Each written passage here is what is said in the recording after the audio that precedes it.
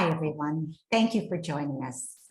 I'm Vicki Goodman, and on behalf of the Friends of the Semel Institute for Neuroscience and Human Behavior at UCLA and the Resnick Neuropsychiatric Hospital Board of Advisors, I am excited to welcome you to today's Open Mind program with Dr. Victoria Waller, renowned educator and author of Yes, Your Child Can, Creating Success for Children with Learning Differences, and Dr. Stephen Hinshaw, Distinguished Professor of Psychology at UC Berkeley and world-renowned ADHD expert, who will talk about his latest soon-to-be-released book, Straight Talk About ADHD in Girls, How to Help Your Daughter Thrive.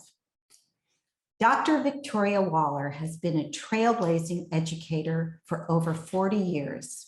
She is a reading specialist who has taught hundreds of children to read, an educational therapist, gifted teacher, tutor for kids with learning differences who Kourtney Kardashian referred to as her children's rock star tutor, and now an esteemed author.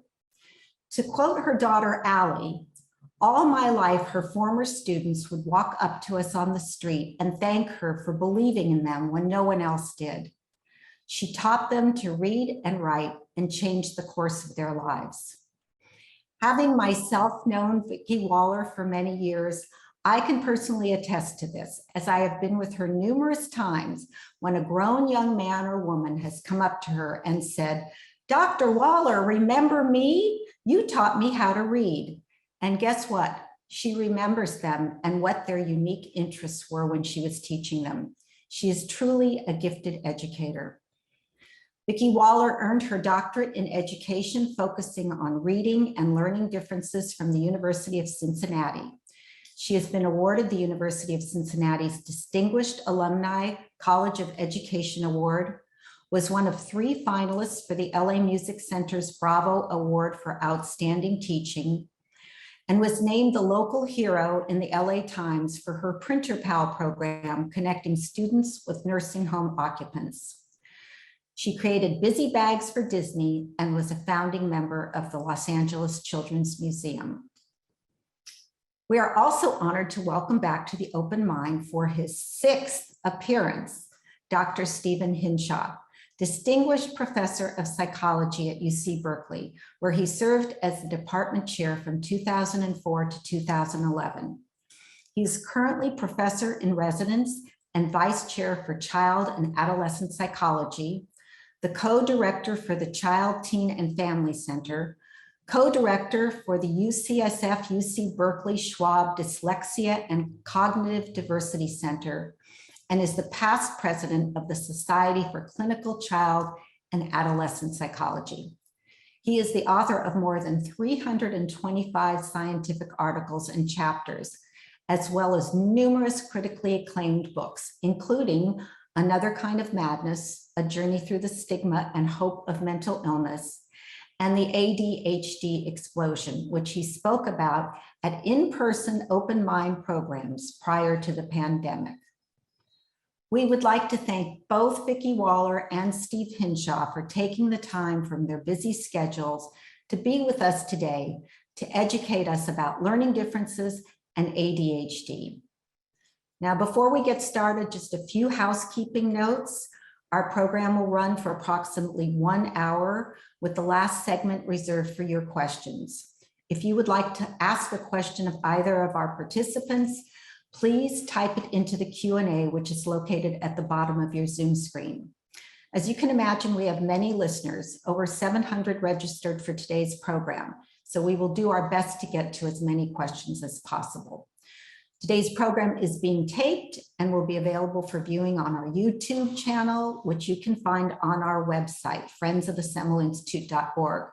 There you will also find a library of videos from past Open Mind programs, calendar of upcoming events, information about the Friends Scholar Program, our Open Mind Film Festival for high school students that was just held last week. For those of you with us for the first time, today's program is part of our free Open Mind community lecture and film series that brings together thought leaders in science and culture for relevant and meaningful discussions about mental health issues. Now, please join me in giving a warm Zoom welcome to Dr. Victoria Waller. Thank you so much. Hi, Vicki. This is so fantastic. Thank you for inviting me, and I'm very excited to be here. I love the Friends of the Semmel, and I love Stephen Henshaw, everything he does. And I'm so excited about his new book because the children I teach, many are girls and many are not found to have issues till later because they go, oh, she's so quiet, she's okay. So I'm very excited to hear everything he has to say. I have worked for over 40 years with children with learning differences. Notice, you'll never hear me say disabilities because I never found a child with disabilities. They all had abilities. I've written a book, Yes, Your Child Can, Creating Success for Children with Learning Differences. And I think I know, I have taught not hundreds, Vicki. It's been a long time. I've taught thousands of children to read. And I do believe, and I can say I know because I've taught them, that they are the geniuses of our time. Much like Anderson Cooper, who talks about his differences all the time, Richard Branson, Simone Biles, the astronaut Scott Kelly, who just wrote a wonderful book, Ready for Launch. And he tells all about his, of course, his experiences, but he says we have to move to achieve our big dreams. I'm putting that up in my room for all my students to see. I have found that every child can. Every child can learn, they can become successful and happy if we diagnose them early, get them help, and most importantly, use their strengths and passions to teach them. Too often, everybody talks about what's wrong with the child. I don't want to know what's wrong with them. We need to be talking about what's right with them because there's a lot of it, I promise you. I originally wrote a 360-page book. You're going to say, what?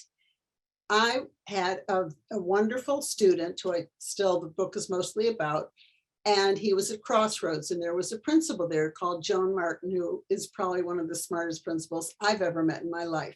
She said, every time you see him, you have to write a report. That's what we do at our school. So I wrote a report on the 7-year-old chef.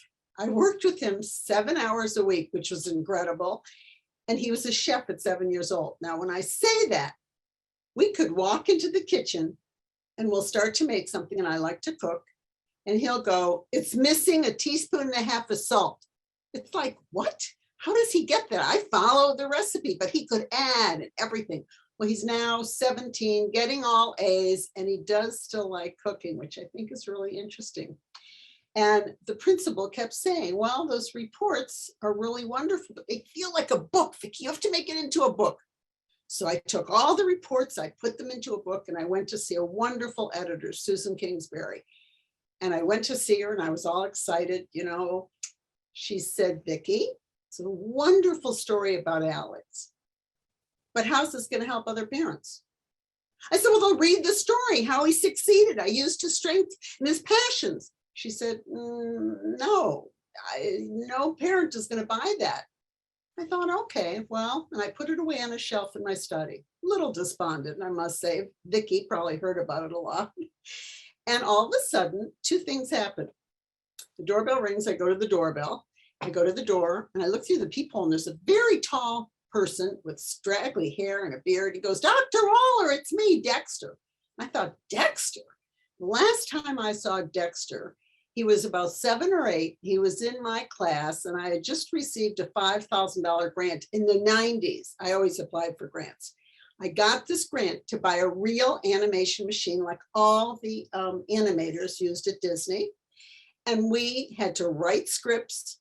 They made claymation and make an actual movie, a claymation movie.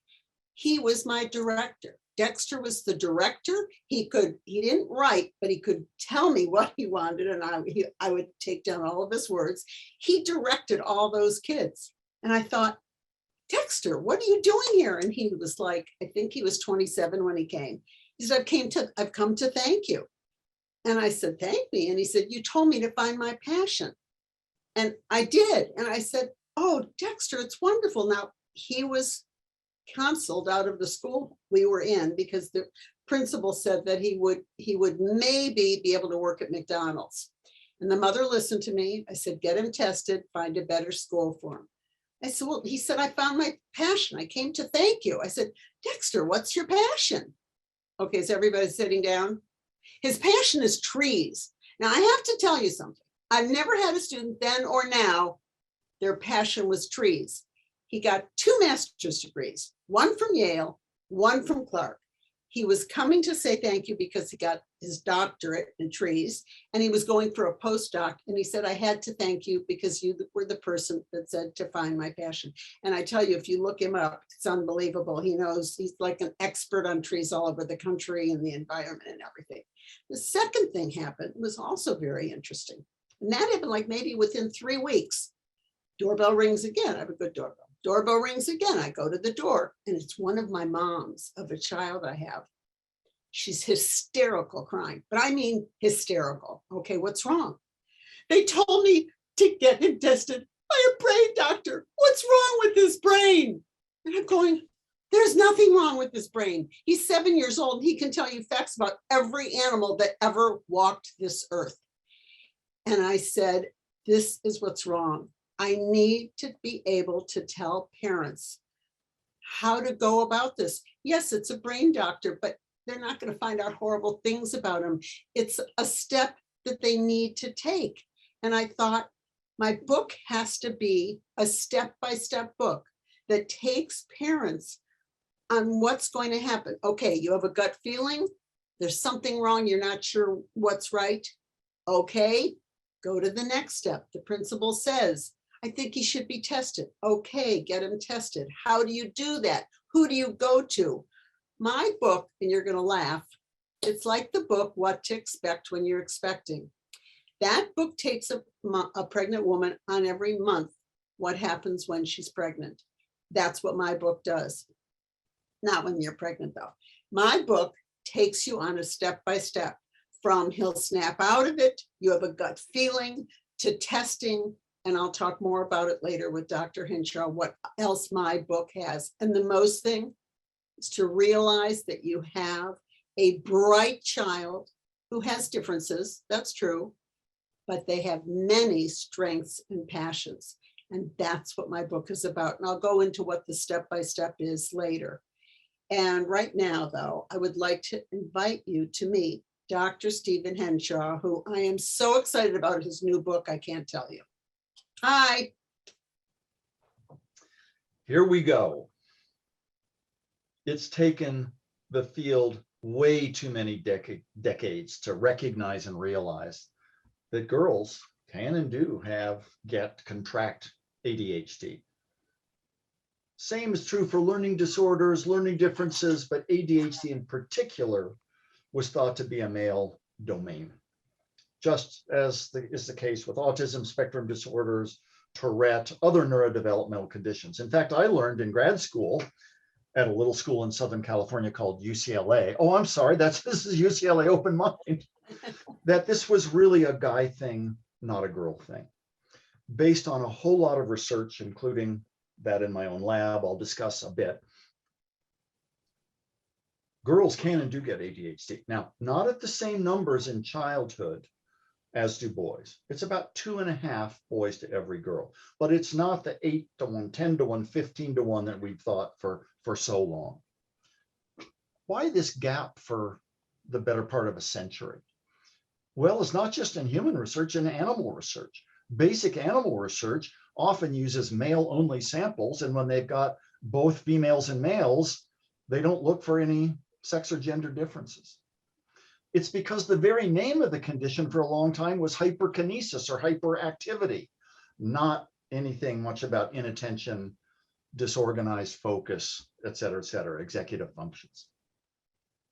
Teachers, interestingly, you send observers into a classroom, and observers see that boys are typically more active than girls. The observers rate this, and that boys and girls are pretty equal in inattention, but the same teachers rating those kids think that boys are both more active and more inattentive. So the kind of bias is almost built into our own minds. The rating scales that used to be the short 10-item list used to diagnose ADHD emphasize items like acts as if driven by a motor, restless and squirmy, more typical of boys than girls with ADHD, because more gals than guys have the exclusively inattentive form, as Vicki was just noting. We've got greater awareness today. We've got more science. Evidence-based treatments are being made more available to girls, teens, young women. And so on that basis, Straight Talk is written directly to parents in the second person. I'm talking to parents in the book just like I'm talking to you now. There's chapters on how families react to this diagnosis. Let me tell you, it's a lot of stress a lot of the time. This isn't the daughter I expected or hoped for or wanted. There's a big chapter on causes, a lot about genes, early life events, low birth weight, pregnancy issues. There's also chapters on parenting and parenting styles, not that those are the main cause of ADHD, but because how you parent a kid with a biological predisposition makes all the difference in the world, especially, and this is where Vicki and I are totally on the same page, it's about finding strengths and developing them. That's not only the basis of the reward programs you want to get together, it's the basis of the life they're going to have in the future. Because if all you hear is negative feedback, self-esteem is going to plummet. There's chapters on behavior mod style reward charts and on CBT, cognitive behavior therapy for teens on into young adulthood, also on medication treatments. And in those treatment chapters, I try to divide into what works, what doesn't work so well for preschoolers, for grade school, secondary, and for early emerging adults. So you can get a little bit of a developmental sense. An important part of the book relates to another book I wrote 13 years ago called The Triple Bind. And I gave a talk at UCLA about this back when it came out, 2009 and 10. The idea is that girls in our culture today, boys have it tough, but girls have it tougher. They've got to be nurturing and compliant. They've got to be super competitive athletically and academically since Title IX. Oh, and they have to do it looking very hot and sexualized and effortlessly. It's impossible psychologically to do. And when girls can't do it, they internalize. Hence the greatly increased rates in the teenage years of girls' anxiety, depression, self-harm, binge eating.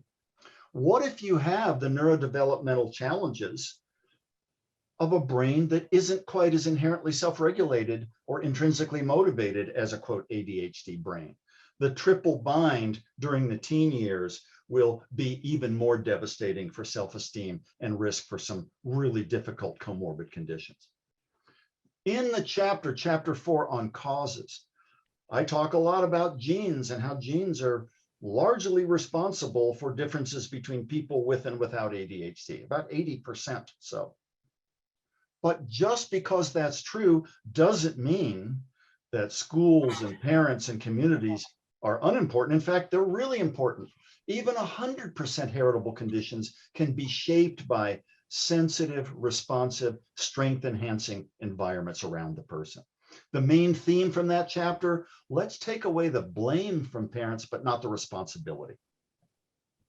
On page 2 of the book, I open with the terms radical acceptance and radical commitment. These are terms, if you've heard of them, from DBT, dialectical behavior therapy, a very strong evidence-based treatment for teens and young adults who are engaging in self-harm and have suicidal thoughts and very severe emotion dysregulation. Radical acceptance means that you don't wallow in some of the differences in your personality, your style, but you accept them and accept yourself. At the same time, you're committed to making change. And I tell parents directly on page 2 and 3 of the book and throughout, you need to understand this may not be the daughter you expected, but the more you accept her and see her differences and strengths, the more committed you are to getting her the help and services she needs to thrive.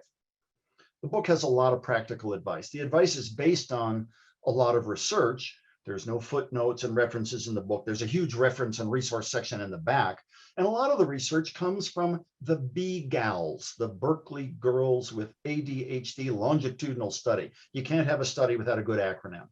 And the BGALS study started in the 90s when I dared to write a grant to the National Institute of Mental Health saying, we think girls can and do have ADHD. We're going to study them in the same summer camp settings we studied boys for many years, and we're going to follow them for the rest of their lives if we continue to get funding and they and their families let us.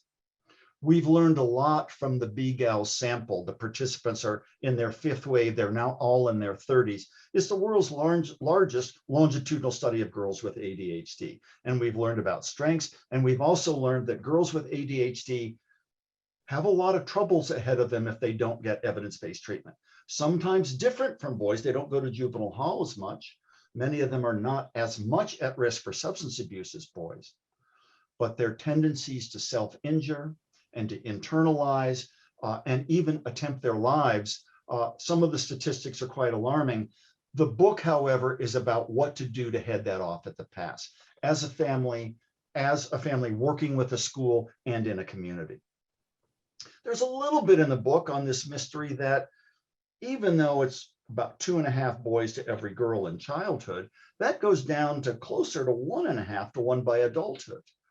Girls who tend to have the inattentive style of ADHD, that's the style that persists more over time. The fidgetiness and squirminess kind of goes away. And those underlying organizational and executive problems can wreak havoc later in life unless they're tended to as early as possible, but even in adulthood. And finally, I cover this topic of stigma, which I'm quite interested in, and how if you're a girl with ADHD, you're not quite following what girls are supposed to do. You're not maybe as social and you have more problems with friends. Maybe you're not verbal in the same ways or as compliant. So you're really atypical compared to other girls in the way that an ornery, a rambunctious boy may not be that atypical if you have ADHD from other boys. What stands out in this book? Talking directly to parents is written in very accessible language. Acceptance, yet a push for change. They're both compatible. It's a dialectic. It's a seeming paradox, but it's really not. Trying to get rid of in the family and in your daughter, the anger and the hurt and the invalidation. When you find strengths to support, the family climate changes and things can get better in slow steps if you really work at it. And another part of the book talks about, for many parents, given the genetics involved, whether they've been diagnosed or not, parents of a girl with ADHD may have a lot of similar symptoms. And sometimes getting help for oneself as a parent or even family therapy can make a big difference in having the climate positive. What's the most important message from the book? Find, nurture, encourage strengths. Vicky's book and my book are probably going to hammer that home more than you want to hear, but you have to know it because that's the essence of turning problems into thriving. Again, there's a lot of references and websites and how to do it's at the end, but the book itself, with a few charts and diagrams, is written in a really accessible way. Maybe this isn't exactly the daughter you'd hoped for. Maybe you see a little bit more of yourself in her than you had wanted to admit, but positive change is possible. So I know you're going to leave this open mind and go out and buy hundreds of Vicky's book and my book. My book's delayed because of supply chain issues until August. It was supposed to be out last week.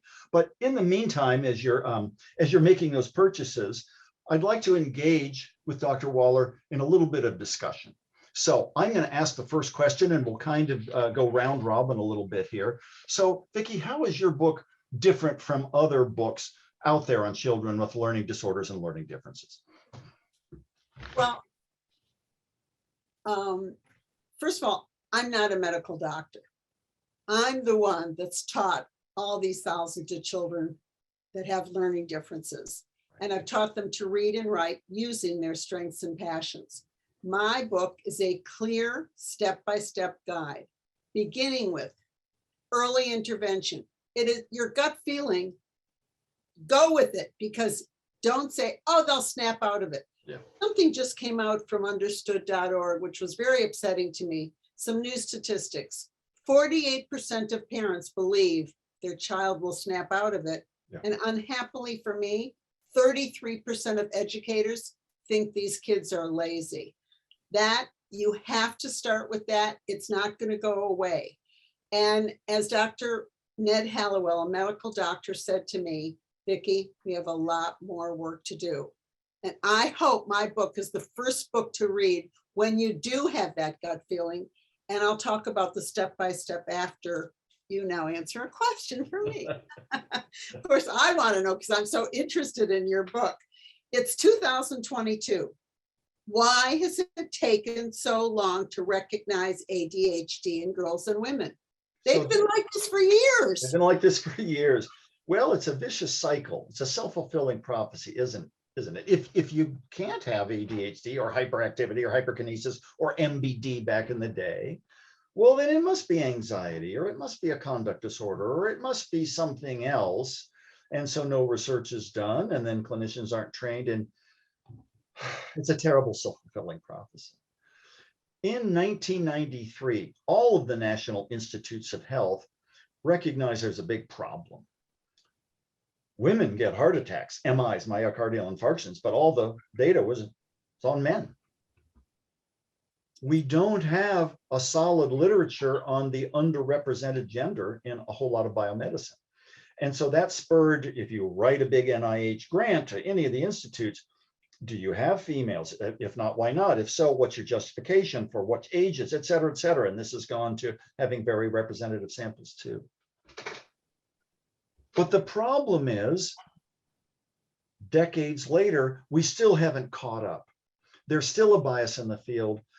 We know that boys can get overdiagnosed with ADHD, especially in the United States and Israel, but there's still a tendency for, if a girl doesn't meet the mold of the fidgety, squirmy kid who can't sit still in the waiting room, they can't have ADHD. Or, well, she plays video games for hours at a time. Well, she's overfocused. Hyperfocus is one of the symptoms of ADHD. With a highly engaging activity, you can't get your mind off it into something else. It's going to take education to realize, and training to realize, that if with the right diagnostic instruments and the right mentality, girls can and do have ADHD and learning differences. So let's talk about the step-by-step journey you so eloquently introduced a moment ago. Okay, it starts with, no, your child's not going to snap out of it. That's the first thing. Then I go into this exact step that I tell my parents. What is the testing all about? Okay. And who are all the people that test? You can have testing in your public school. You have testing by a neuropsychologist. You can have testing by a developmental pediatrician, but it tells you exactly who they are, what they do.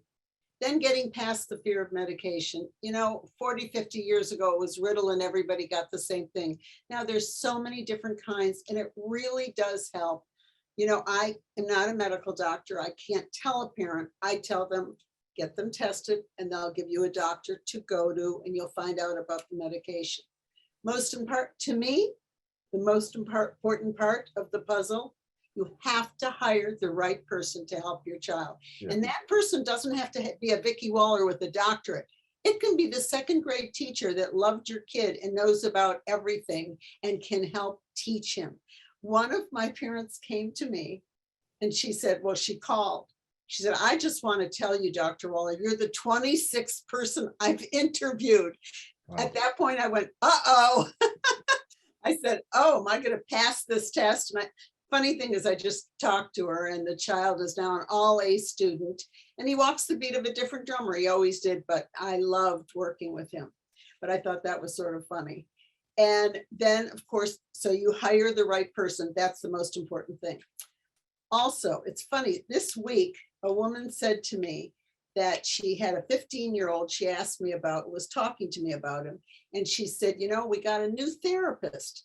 And we walked into his room to help him, a therapist for mental stuff with all the ADHD and everything.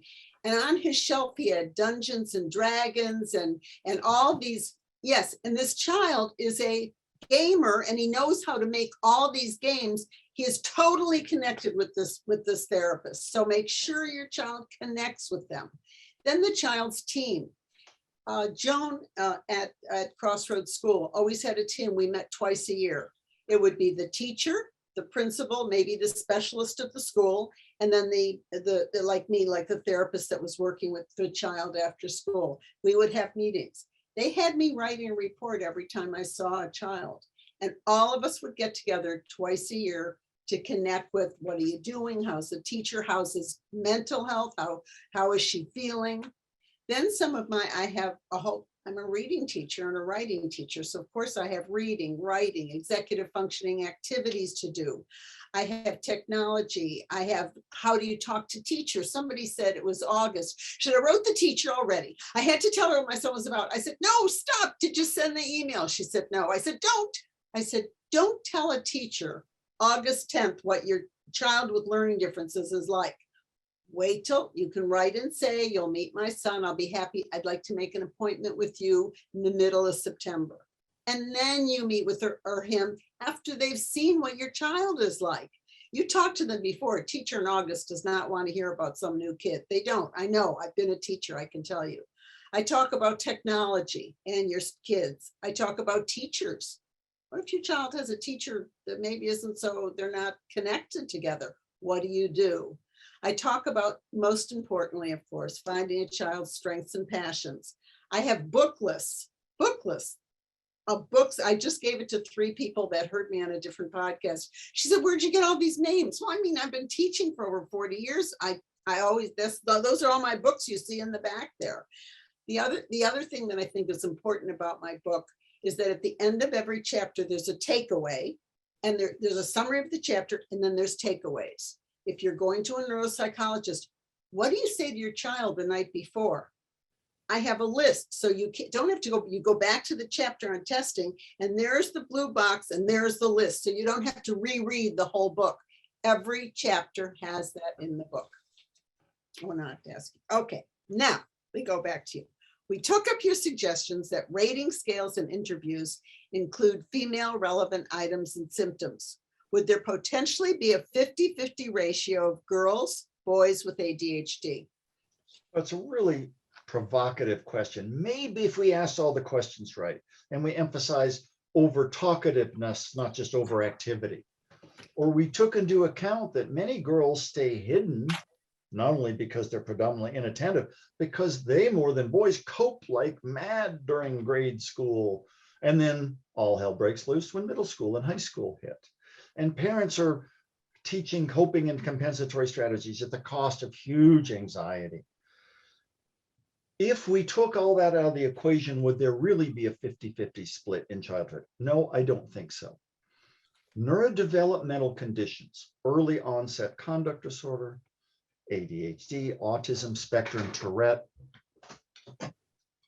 are more prevalent in boys than girls. Now, there's a long, complicated set of explanations for this. I'll give the simplest. What makes, and of course, it's not totally binary now. We know there's non-binary, but if you have an XY chromosome and you're in utero, in your mom's womb, what does that little shrimpy Y chromosome that's only got 45 genes on it tell your body to do? Secrete these poisons called testosterone and androgens. Now, I'm being facetious. They help make you into a boy, but they slow your brain development. At 2 and 2.5, girls are months ahead of boys in language. At that same age, girls are much ahead of boys in terms of empathy and compliance. So it's little wonder that conditions about self-regulation, ADHD, learning, social motivation and abilities, autism spectrum, movement disorders are going to be more prevalent in boys. Not at 10 or 20 to 1, at 2, 3, or maybe 4 to 1. So I don't think it's kind of like saying, gee, if we just had the right rating scales, maybe just as many men would have major depression as women. Well, if we counted all antisocial behavior and alcoholism as depression, maybe we would, but I think we'd be confusing things. The point is, there are still hordes of under-recognized girls because of the biases we've talked about and the history, and because girls and their families are more likely than boys to have an inattentive, more hidden form, and because they cope and compensate at great cost to self-image for a lot longer. And the criterion in DSM says you have to have these impairing symptoms before 12 really penalizes girls in that way. So short answer, I think there are more boys than girls with these conditions, not as many more as we used to think, but intriguingly, as I just hinted at a few minutes ago, that ratio does get closer to even by adulthood. Women are probably more forthcoming. The inattentive variety of the disorder is more persistent, and there's greater recognition. So let's go back to a question that's really for both of us, because we both emphasize it so much.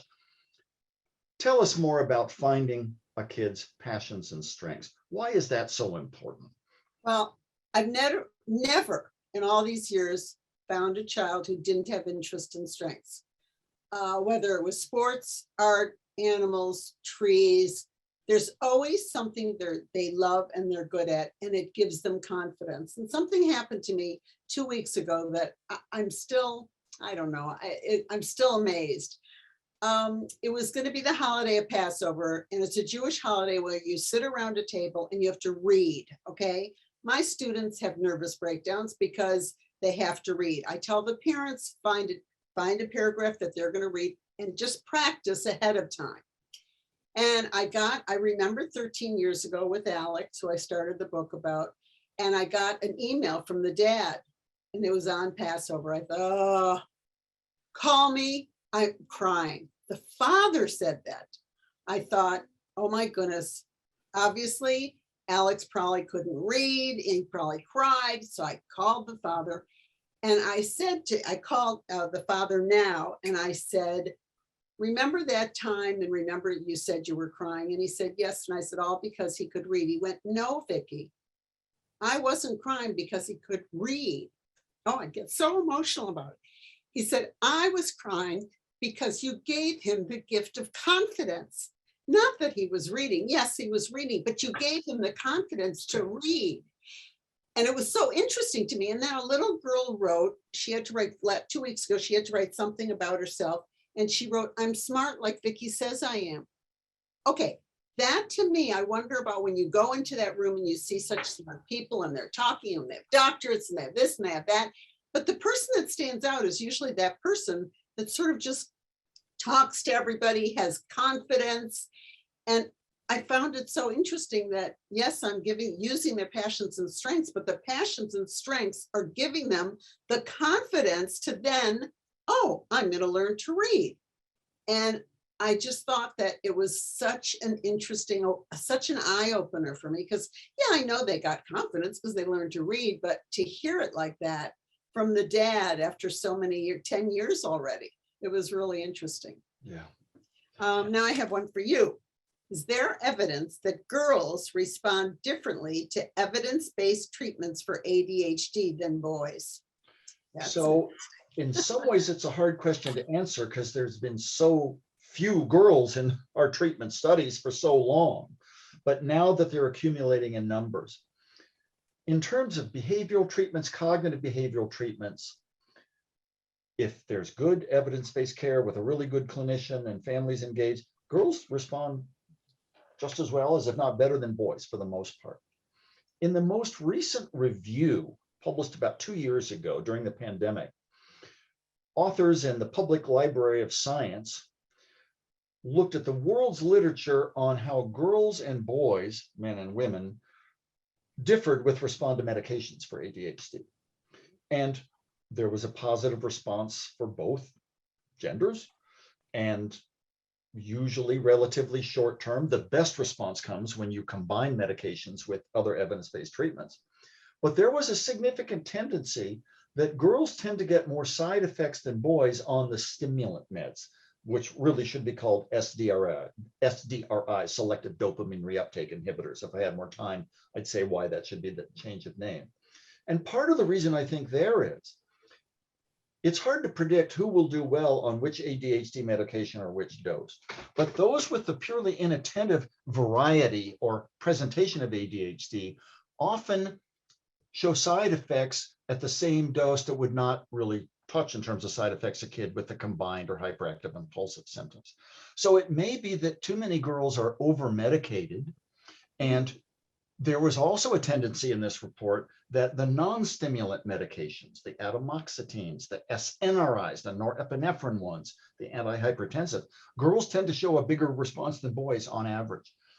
All this means that your behavior therapist, your family therapist, your school consultant, and your pediatrician or child and adolescent psychiatrist needs to know that and to really work on an individual basis to get the right medication dose. It's not one size fits all.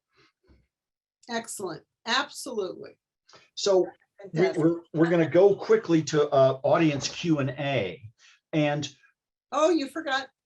yeah, but I want to ask another question or two. So, but I think we got to get into lightning rounds. So when you talked about strengths and passions, you gave some examples. Can you kind of bring home another example of a passion that a family could encourage in a kid with a learning difference? Well, the thing is, the family doesn't encourage it. It's the kid brings it out. My one student, Alex, I'll just tell you two quick stories. My one student, Alex, loved Google 10 years ago, whatever it was. Okay, we researched everything. He said, Vicki, when you didn't have Google, what did you do? I said, Alex, in my day, I went to a place called a library and I opened this thing called a book. 2 weeks later, I'm in Argentina and I always talk to families with children. There's a man, I said, where are you from? How are your kids? And he says, Mountain View. Ding, ding, ding, Mountain View, Google. I go, oh, do you work for Google? He said, how would you know? I said, well, because I know Mountain View, vice president of Google, okay?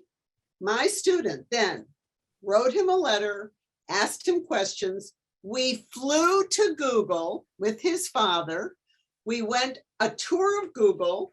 He interviewed the vice president of Google. He was 8 years old and it was fabulous. Of course, at the end, I said, and I taped it. He said, I said, wasn't it wonderful? He said, Vicki, I was so scared. I didn't know one answer that he said. I said, okay, we'll play back the tape.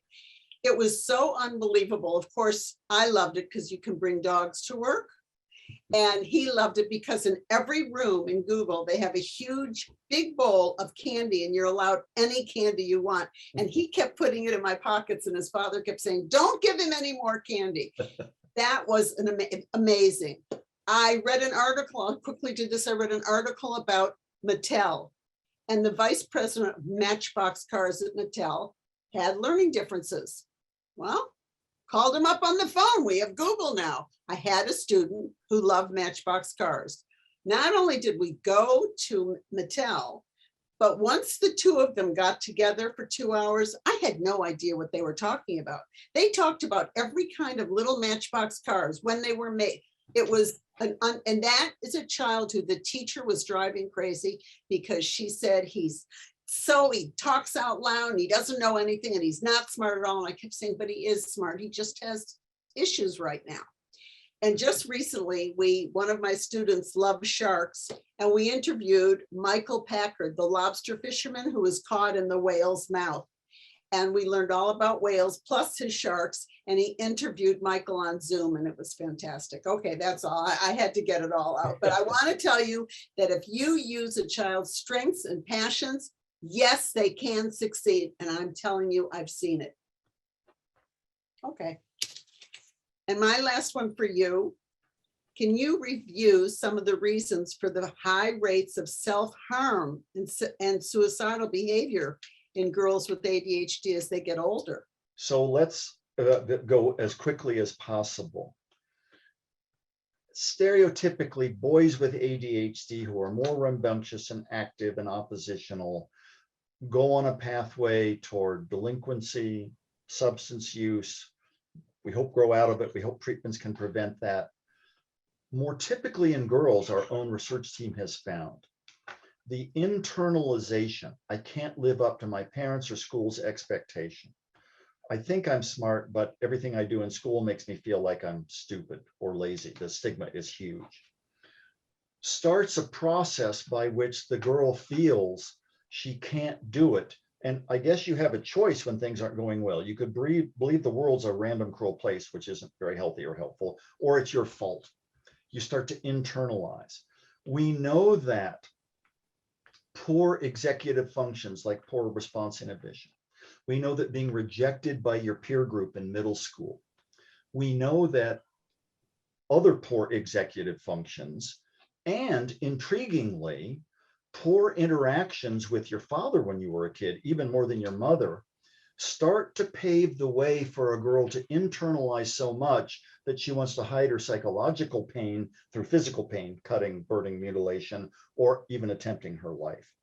And the impulsivity and the inattention that are the core components of ADHD, if you've had those since you were young, it's all the pressures of the triple bind and all these other risk factors multiply. We do know that remediating some of these risk factors and adolescent processes can lower that risk. But let's face it, self-harm is kind of epidemic among girls in middle school and high school and beyond these days. ADHD raises that risk, but getting treatments in place based on acceptance and strength and limit setting. And I want to emphasize the point you made so eloquently a few minutes ago. It's a team, it's a community, it's a village. Get your school, get the teachers, get neighbors, get people involved to promote those strengths and let her know that everybody's on her side. So Vicky, other Vicky, I think you've got now audience questions, right? We have many audience questions, but before we go to them, I just want to say thank you to you both. It's really a privilege to hear you in conversation and have the opportunity to learn from you. Vicki Waller, you are a gifted teacher, and the world needs more gifted teachers like you. And Dr. Hinshaw, Steve Henshaw, you are a brilliant professor and researcher, and we are just honored to have you with us now for the 6th time. So thank you both. I'll get to the questions here. We have a question, and I'm going to mispronounce this first name, and I apologize, from Manal. Dear Dr. Waller, this is so amazing. So many light bulbs going off, especially describing the arc of he'll snap of it, snap out of it, gut feeling, get testing, realize you have a bright child. These parents are going through exactly this at the moment. They have a 6-year-old in pre-K and K who has not been integrating socially and keeps to himself, but he's doing advanced math, converting Fahrenheit to Celsius. I mean, Right. yeah. Vicki Waller, can you comment on this and give these parents some advice here? He's also highly verbal and multilingual. You go with it. He's good at something, go with what he's good at. And it sounds like he could probably be good at a lot of things, find out whatever he's good at and use that. And if he does have an educational therapist or a tutor, make sure that person knows about it so they can integrate it into working, because they can't always integrate unusual strengths into a classroom. Right. It's a little difficult. So make sure the person you work with is doing it. Good for you, Mom. That's a good mom. We have a couple of questions here about the relationship between ADHD and ASD. And I wonder, Steve, if you could comment on that. So ADHD, attention deficit hyperactivity disorder, the latest in many names over the last century, and autism spectrum disorders. I also learned back in the day at UCLA in grad school that you either had autism or you didn't. It was a binary, yes, no. We now call them autism spectrum disorders, the spectrum of ADHD, the bipolar spectrum. The differences between those who just meet symptom thresholds and not is often a small one. We have to look for what's getting in the way of life success and impairments to make the diagnosis. ASD is thought to be a fundamental issue in the motivation for or skills in close social relationships. Parents report that their infants are rigid in their arms and other babies, cuddle to you. And then over time, there seems to be, and of course, autism spectrum can be accompanied by intellectual disability where the kid isn't even verbal, or very verbal kids, a lot of self-focus. That's why it was called autism initially, repetitive behaviors, and either slow to develop language or very stereotypic kind of language patterns that are used. ADHD, despite its name, is not an attention deficit disorder. because of hyperfocus. You can be too focused.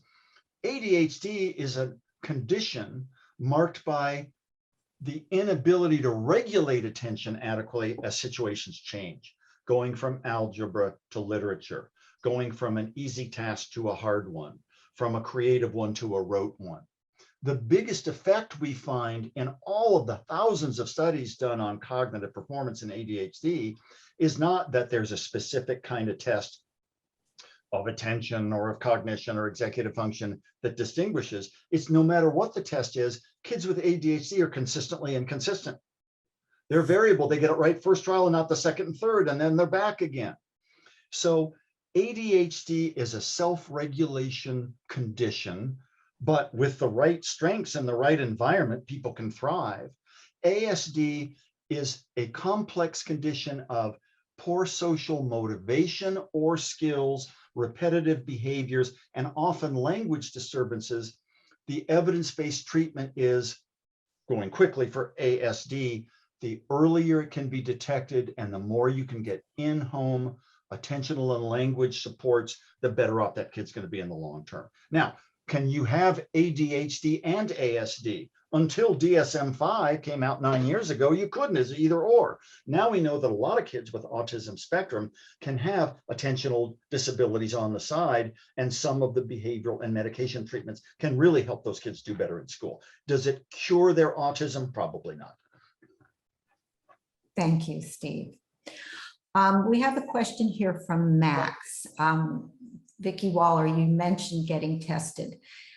And he says he hears the test is about $5,500 and insurance does not cover it. How does an average person, how are they able to afford this testing that's so important? Okay, it was first of all, if you have listen, I am not a neuropsychologist, I am not a psychologist, but my students either get an IEP from their public school, all public schools. And I have to tell you, I have had meetings after they've gotten the testings at their public schools, and those people, all of the educators are fantastic, and the people that test are fantastic. And if you go, that's public school. So if you're in a private school, go to your public school, even if you're not, your child doesn't go there. At the private school, I have found some neuropsychologists now are giving insurance. I don't really know what city you're in, and you'd have to check that out. But check it out, and also your principal at your school should be able to help you with that, and the people, the professionals that you're working with. It's a big problem. I'm telling you, it's a really big problem. I was very pleased to hear in LA, there was a doctor she takes all the insurance. So I was very pleased, because there are a lot of money all over the country. Could I come in on this? Because I talk about IEPs and 504 plans in straight talk, because it's so important for many families of kids with ADHD. Not every kid with an attention regulation issue or a learning difference needs a full $5,500 is cheap. I've seen $10,000, $15,000 for a full neuropsych battery. Sometimes a basic classroom screener on oral language sight word reading can pluck out kids who are really having difficulty with phonological processing and some of the undergirdings of learning problems. So not every kid needs the full battery. There are also interventions from educational therapists and classroom-wide and peer-to-peer reading. The biggest predictor of kids' gains in reading, if they have a reading difference, is the number of hours they spend reading, because kids with reading differences don't like to read, and they don't read. If you can make it engaging material and get the kids to read, just like with ADHD, build in rewards to the program, that's what's going to start to turn the corner. Thank you both. We have a question here from Neha.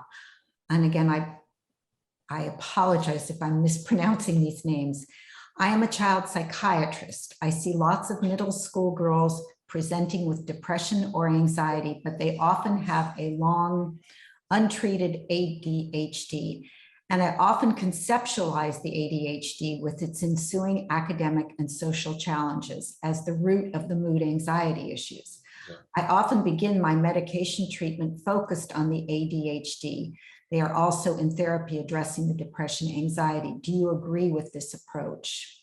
So of course, every kid is different and there's lots of individual differences, and we're not giving Zoom advice to either psychiatrists or families.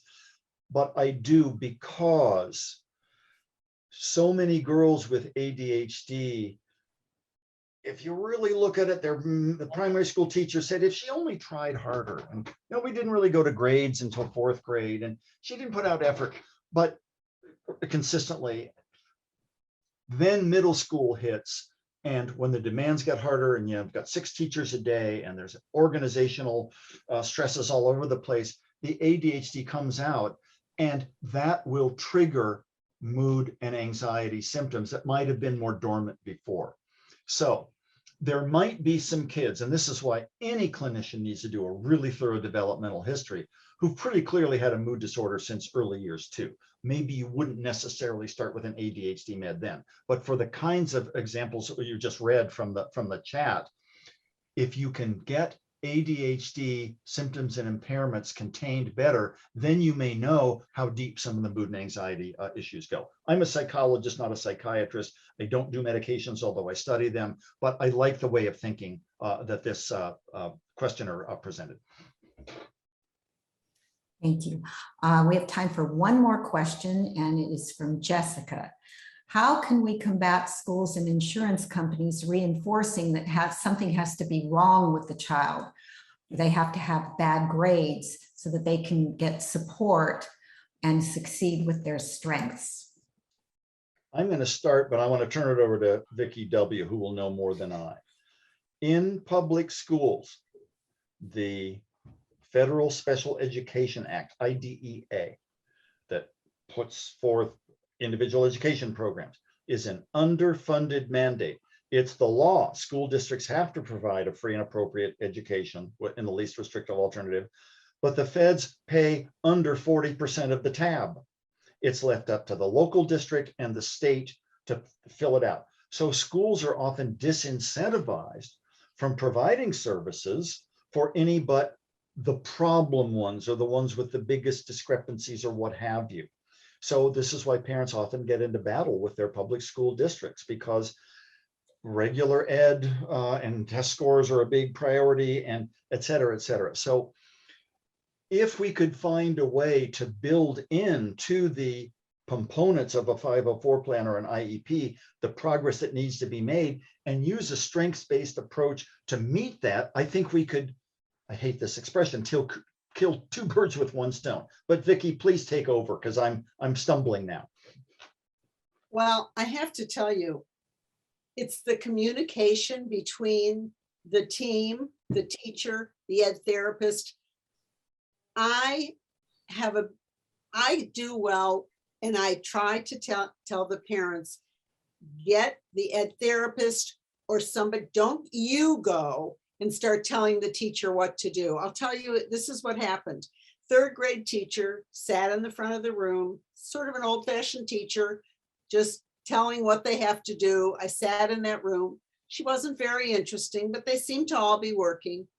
She gave a 3rd grader, this boy, the subject. He had to do a report on strawberries. Okay, here's what I have to tell you. I do not know, even a girl, maybe a girl, but I don't know anybody who'd want to do a report on strawberries. The mother, if the mother went and said, listen, I don't want him to do it, then she's a pest. The ed therapist emails the teacher, oh, what a great job you're doing. He loves your class. I said, you know what? He's an expert, and he was, on roller coasters. Honest to God, I've had the most amazing students. An expert on roller coasters. Would you mind if he researched roller coasters instead of strawberries? And this fabulous teacher, who wasn't fabulous, said, of course. That's all she needed. But I was the one that wrote this nice email, and she had met me at a meeting. And so she took it. I think if the parent went, maybe the teacher wouldn't have done as much.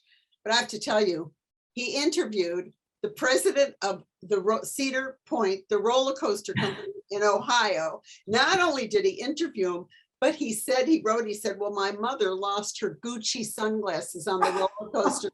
And he wrote back to him and said, tell your mother next time she comes not to wear her Gucci sunglasses on a roller coaster.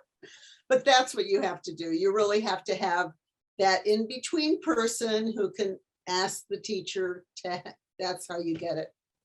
At least that's the way I found out. It's easier.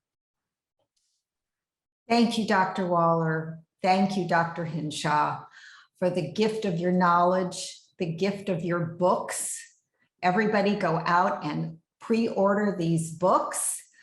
And thank you for being so dedicated to improving the lives of young people with learning differences in ADHD. We are so grateful. Thank you very much. And thank you, everybody that's tuned in, for the privilege of your time.